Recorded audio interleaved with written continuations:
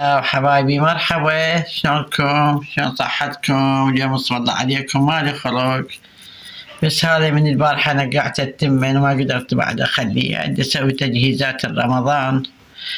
هاي أتمن، حطيت قلاص وحطيت بتيتايتين وياها، وحطيت خاشوقتين نشا، وهذا اللحم ربع لحم، وراسين بصل ما خليته هواي، وكشمش تقريبا من نص كوب، وشوية كركم وفلفل بهارات، وهذا هو. وجربوها وشوفوها كلش طيبة، إن شاء الله تعجبكم يا ربي. أنا الشنبية ما أعرف أخلي بالخاشوقة إلا بديه،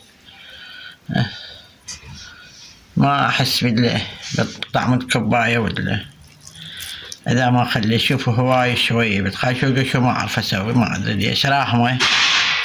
وهاي ألفها أنا بالدهن، ما ألفها وهذا سويته بمحضرة الطعام، ما بيه حيل اسم الله عليكم أثر أعجن بديه، ما بيه.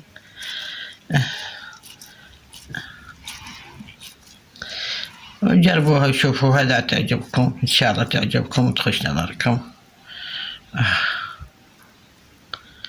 شوفوا شلونها تخبل.